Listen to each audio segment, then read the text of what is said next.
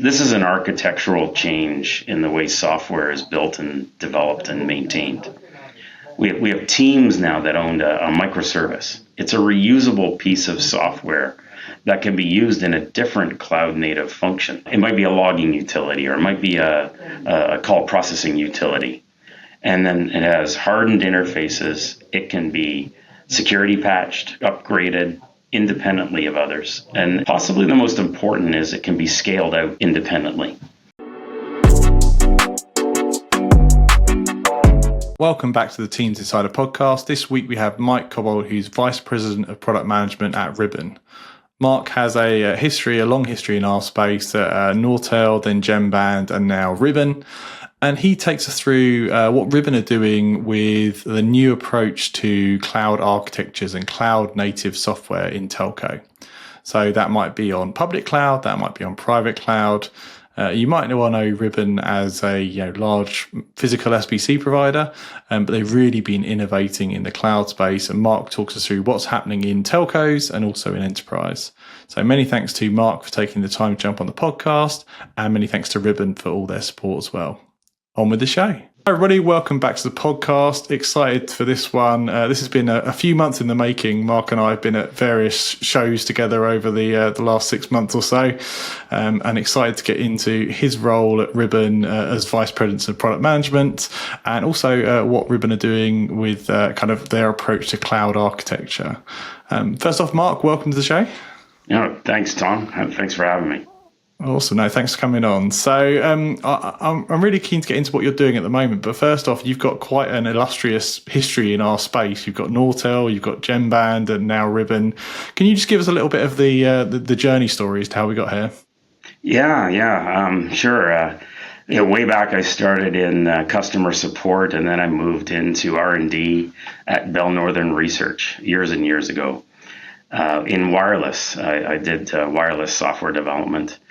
And then I moved to Europe. I ran our R&D group in Europe for about 4 years, lived out of the UK, had 2 kids while I was living there out of the 4, and then moved back into our IP or an optical group in Ottawa, Canada.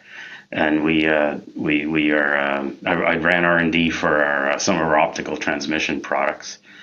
Then I moved into our cloud team, voice cloud team, and took on product management and business development, and basically landed here now running our portfolio of what we call Cloud Edge and our voice products, security products for voice networks, and that takes you up to the present day.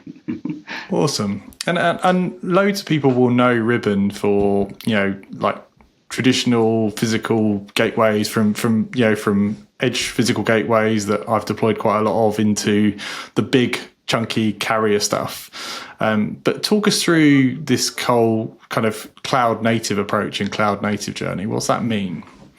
Yeah, so telecoms networks were time division multiplex or TDM networks, typically, be they enterprise or service provider. PBX networks connected into circuit networks for voice.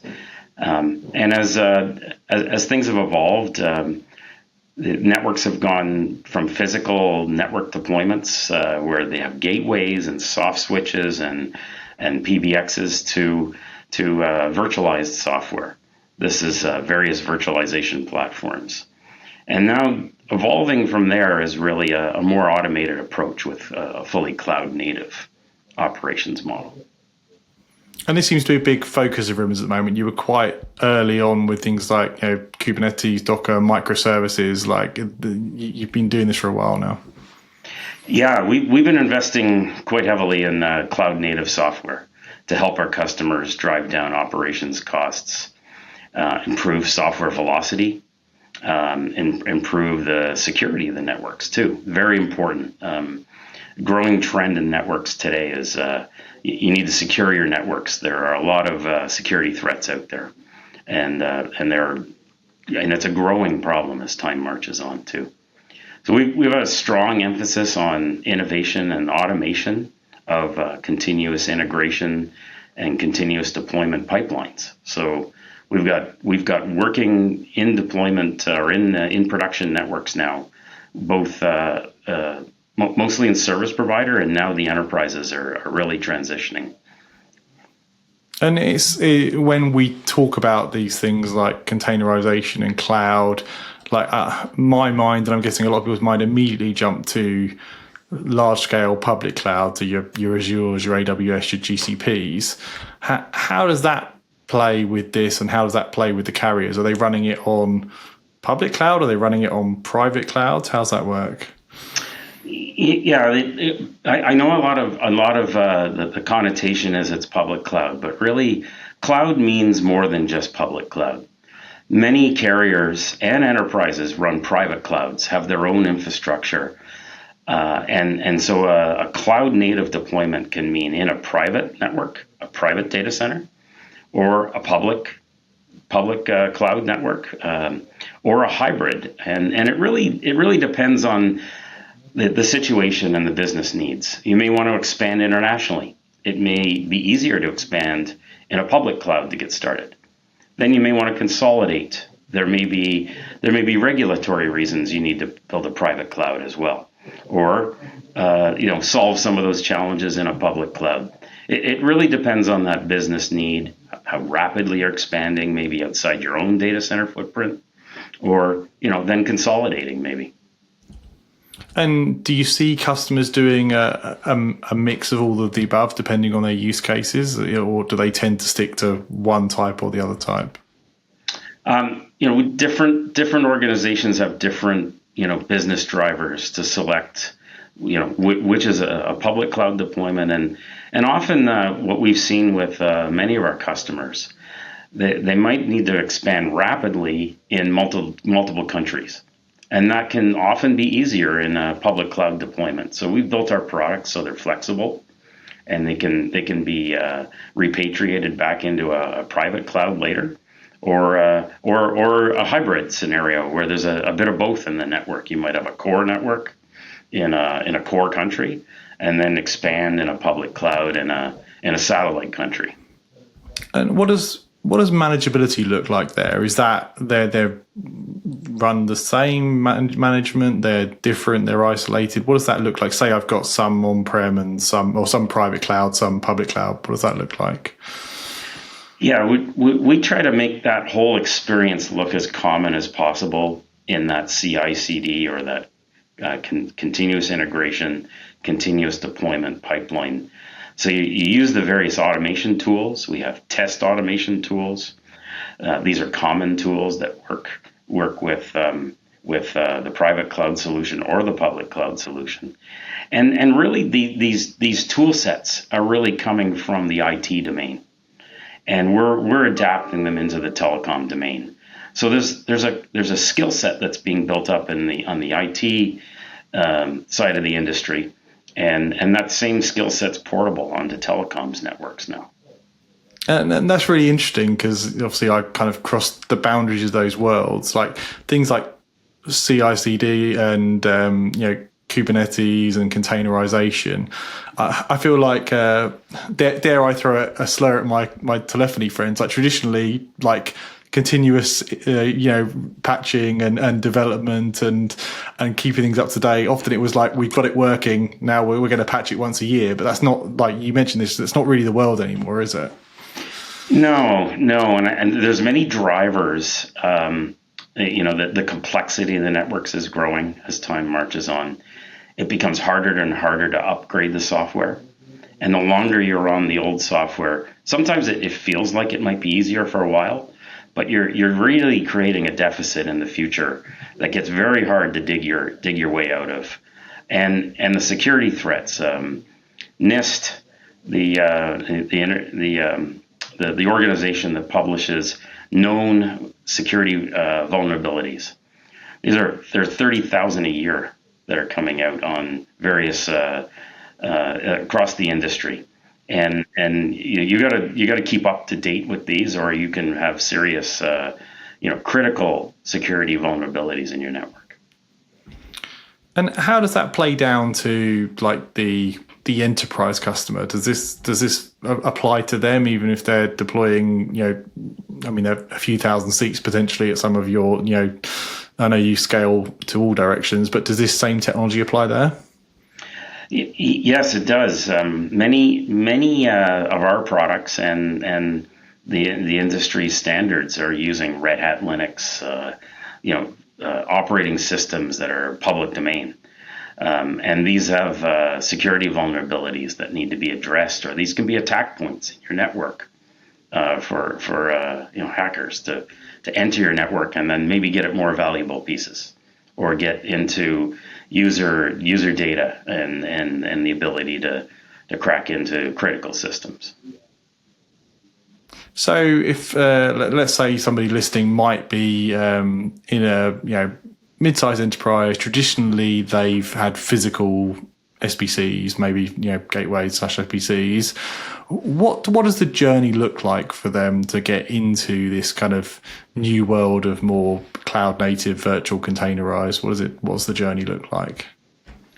Yeah, well, often it comes from looking at their overall picture with their IT assets and workloads that they have deployed, along with their telecoms network assets, doing an assessment, seeing what technologies work best, be it public or private cloud.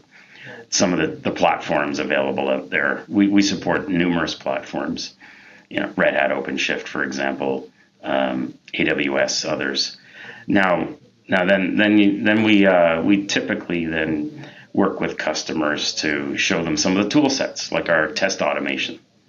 We have a capability that can capture call flows and generate in an automated fashion, a completely automated test suite. And with that, you can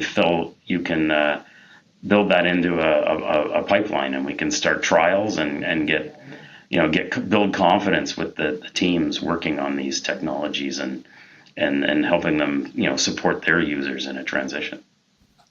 That's awesome. And I'm guessing they again could run a mix of these technologies as they transition to more of a cloud approach.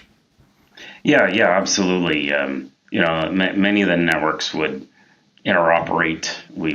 Our products will interoperate with each other, be they the physical SBCs or call servers or application servers, and then with the virtual or the cloud versions. And we would provide, an assessment with that automated testing on whether it's really going to work when you migrate.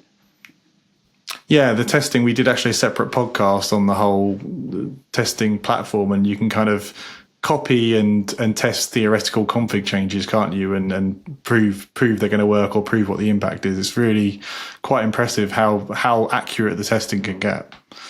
Yeah, and the challenge there is really in making your lab configuration look as much like your production configuration. And we have a digital twinning technology to do that and map the configuration between lab and production, and therefore you can build a test suite that it actually extracts from the production network real call flows, and then uses machine learning techniques to narrow it down into the unique set of call flows, and therefore the right set of test cases that gives you full coverage. That's awesome. And can you tell us a little bit more about the analytics and visibility? I know that when we were at the last Insights event, there was a whole session on that, and it seems to be a combination of, platform optimization and security is driving this real need to really understand what's going on. How does that work, and what does that look like? Yeah, we very complementary to our cloud native offering is the observability piece. So there's sort of, I think of it two ways. There's one where you have the cloud native, the Prometheus backbone, pulling in the various fault reports and things from a common microservices architecture, where all your cloud native applications are architected to feed into that backplane, if we will, the software backplane. The other one is where you take a lot of information, a bunch of different pieces of information. It could be call detail records, it could be call flow information, it could be fault reports. Bring that all into a common data lake. That's our Ribbon Analytics platform. And then from there, you can take various observability applications we have one called most probable cause, for example. It can kind of take a number of different pieces of data, correlate them, and come back and give you we think the problem is here. And it'll tell you it's this network element that's causing the problem today. You should go investigate that a little further. Awesome. And the question that nobody likes to answer, but our audience want to know about, how does this look commercially? Obviously not exactly, but is it like, because in telco sometimes it's session based, sometimes it's device based. How does it scale? How does that work, Mark? The cloud solution really frees up capital by moving your investment into an annualized OPEX model. And it really is in line with, for example, Microsoft 365 model. We have many of our customers saying they want to reserve their capital for more for projects that really generate new revenues for them in their business, not their telecoms network that they use to run their business. And so really it's an OPEX model, gets you into a continuously supported rapid software delivery, new functionality as it becomes available can be rapidly deployed, and it breaks it up into smaller pieces, lower risk as you deploy it in your network. Yeah, and that's kind of what I was interested in actually, is the ongoing supportability and updates. So essentially you're much like modern software these days, you're buying in and you're getting the continuous updates, feature improvements, and rolling those out hopefully more quickly because you have this flexible architecture and kind of the ability to do the CI, CD and the containers. Yeah, absolutely. Many of our customers, some of our key customers are looking at it. I can get a new feature rolled out into my entire network in 3 months. I can get a software fix in a week, or no more graveyard shifts to do maintenance and upgrades and migrations. Yeah. Well, and if it's a security issue, then you can't have 3 months anymore, can you? Because that's not okay anymore. That's right. You need to get that security fix out in days into your network if it's a critical vulnerability. Yeah. You might have a business critical problem where calls are failing, or things aren't working for your customers in a call center, for example, that you really need to get repaired very quickly. And then there's the it's nice for my staff not to have to work on weekends or graveyard shifts to do maintenance or upgrades. Those are some of the objectives and things you can achieve with Cloud Native. And how are you finding it with the telcos? I know you work with a lot of big telcos. Like, is it a big culture change? Are they already on that journey to cloud with their architectures? I'd say it's mixed right now. There are customers we have who are very leading edge and have moved. Sometimes it's because they invested in a physical network and want to skip the virtual network and go straight to cloud. Right. Some of them have kind of eased their way in with virtual deployments and now are finding some of those platforms are expensive and aging, and they need to do lifecycle changes on them, and therefore go to cloud. And then some of them are very very enthusiastic about the savings they can achieve with the Cloud Native model. Yeah, I've noticed working with some of the Operator Connect telcos that it's interesting in telco, we've got increasing regulation need to have local in-country kit or in-country connectivity. And it seems like the idea that you can virtualize SBCs in public cloud is working really well there because they're not shipping physical kit, but they are in region in the appropriate public cloud, and they have that flexibility of scale. So they might be starting off with a handful of customers and planning to grow. They can scale the architecture. Oh yeah, the idea of setting up a new point of presence or setting up a new interconnect. These are things that are that can be very rapidly deployed with a cloud native approach, and you bring along all the tool sets with that, the automation tools, the CI/CD pipeline, then that can basically piggyback on your core network. Let's say if you're expanding, right, and it becomes a very common operational model for you. Awesome. And you have a concept, just terminology-wise, you have a concept of cloud native network functions. So can you explain what that means? Yeah, so a cloud native network function is a single function, but it's been broken up into what we call microservices. This is an architectural change in the way software is built and developed and maintained. We have teams now that own a microservice. It's a reusable piece of software that can be used in a different cloud native function.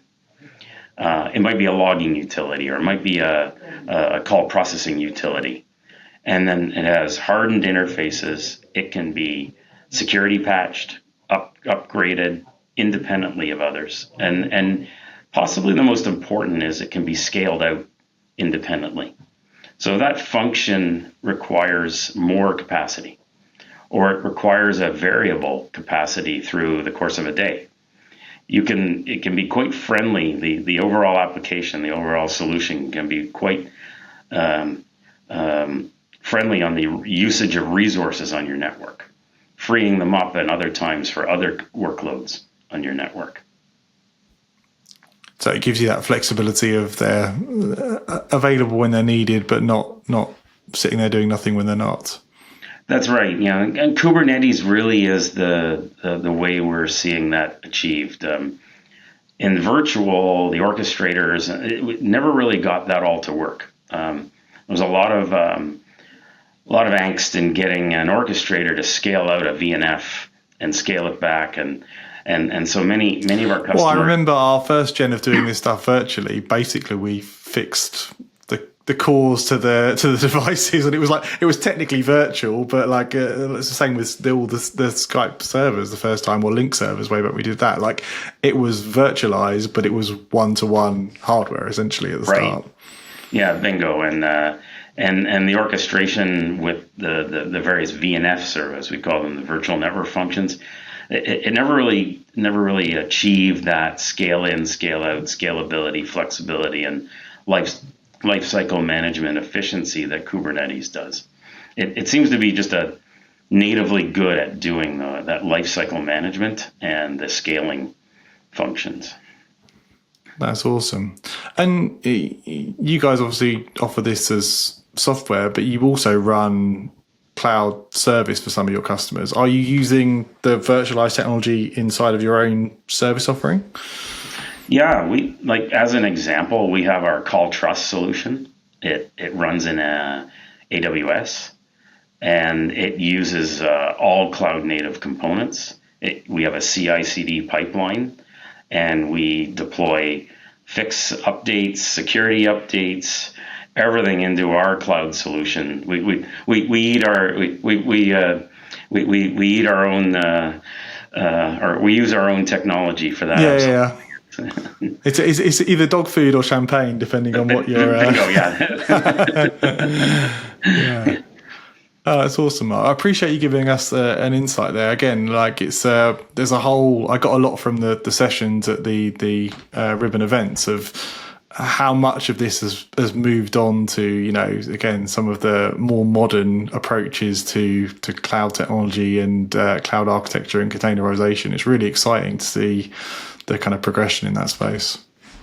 Yeah, we're doing the same thing again for call it Ribbon Connect Plus, an SBC as a service offering too, that be available in public cloud or private cloud, and it'll be available to customers to purchase, where they won't need to build their own cloud infrastructure. Awesome. So if people want to find out more, Mark, what's the best thing to do to find out more? Best thing is to check out our ribbon.com website. You can leave your details there. We'll get back to you. We've got all kinds of information on our solutions there as well. Or your local sales rep, or your Ribbon sales rep, or our partners who work with us. Awesome. Well, thanks, Mark. I appreciate all the support and offline conversations, and thanks for coming on the show. All right. Thank you, Tom. Appreciate the opportunity.